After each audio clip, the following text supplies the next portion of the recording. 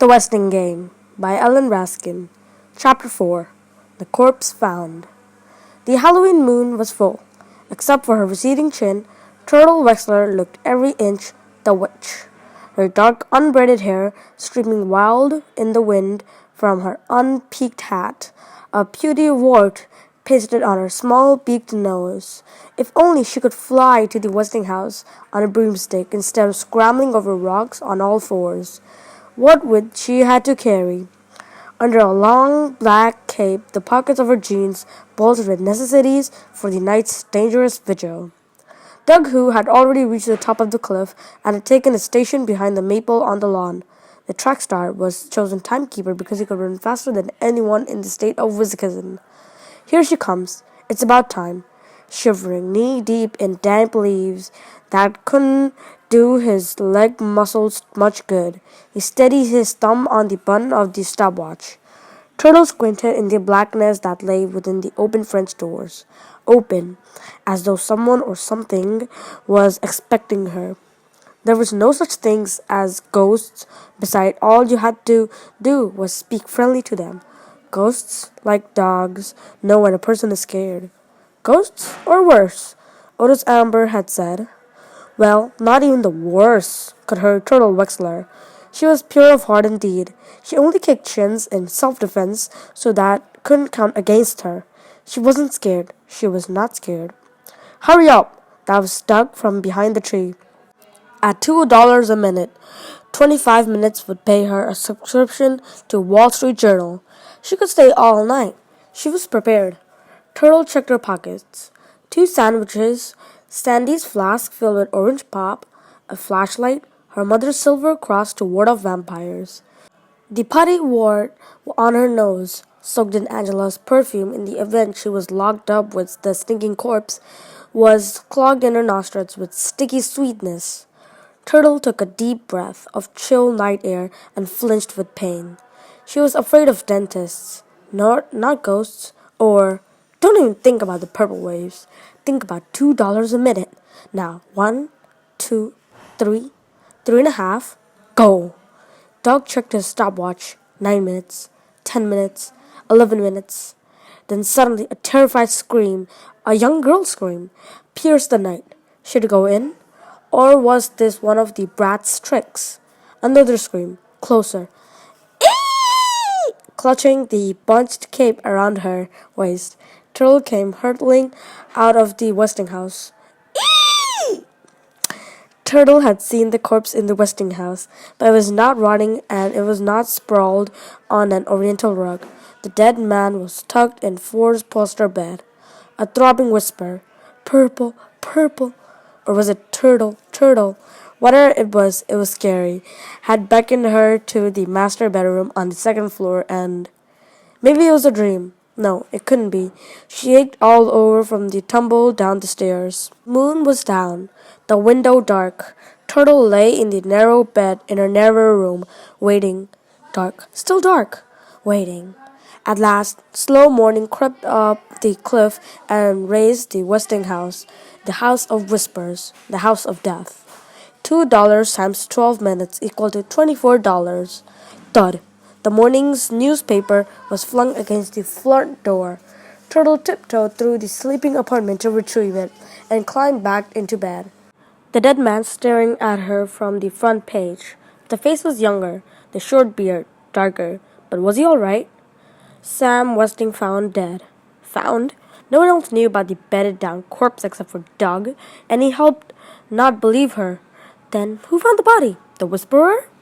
Samuel W. Westing, the mysterious industrialist who disappeared 13 years ago, was found dead in his Westingtown mansion last night. He was 65 years old. The only child of immigrant parents, orphaned at the age of 12, self-educated, hard-working Samuel Westing saved his laborer's wage and bought small paper mill. From these meager beginnings, he built the giant Westing Paper Products Corporation and founded the city of Westingtown to house his thousands of workers and their families. His estate is estimated to be worth over $200 million. Turtle read that again. $200 million? Wow! When asked the secret of his success, the industrialist always replied, clean living, hard work, and fair play. Westing set his own example.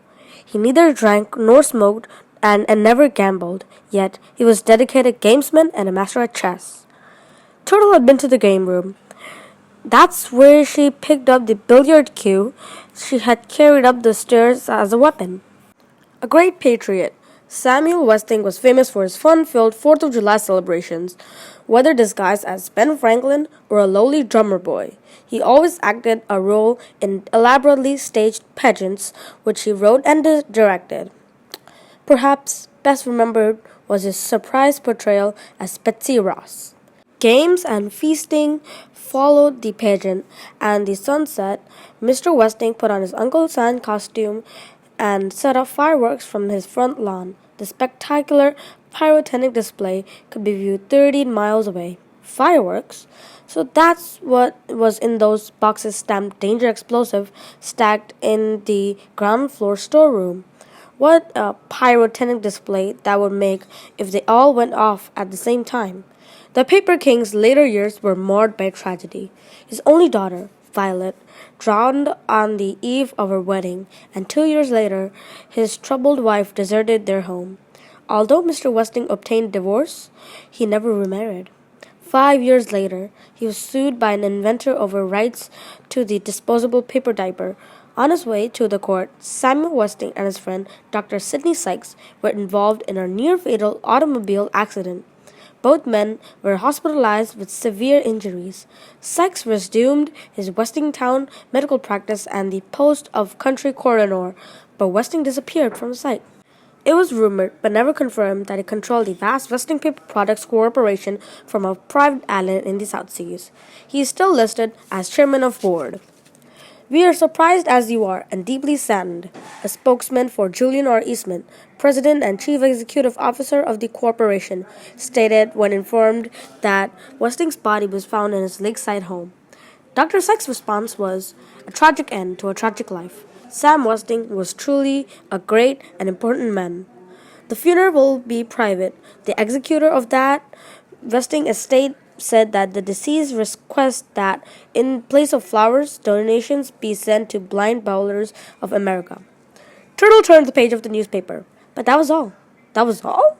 There was no mention of how the body was found. There was no mention of the envelope propped on the bedside table on which a shaky hand had scrawled, "If I am found dead in bed." She had been edging her way against the four-poster, reading the words in the beam of flashlight when she felt the hand, the waxy dead hand, lay on the red, white, and blue quilt. Through her scream, she had seen the white bearded face. She remembered running, tripping over the billiard cue, falling down the stairs, denting Sandy's flask, and dropping everything else. There was no mention of the two suspicious peanut butter and jelly sandwiches on the premises, or a flashlight, or a silver cross on a chain. There was no mention of prowlers, and no mention of anyone having seen a witch, no mention of footprints on the lawn, track shoes, and sneaker size 6. Oh well, she had nothing to fear, other than losing her mother's cross. Old Mr. Westing probably died of a heart attack, or pneumonia. It was drafted in there. Turtle hid the folded newspaper in her desk drawer, counted her black and blue marks in the mirror. 7. Dressed and set out to find the 4 people who knew she had been in the Westing house last night. Doug Hu, Theo Theodorakis, Otis Amber, and Sandy. They owed her $24.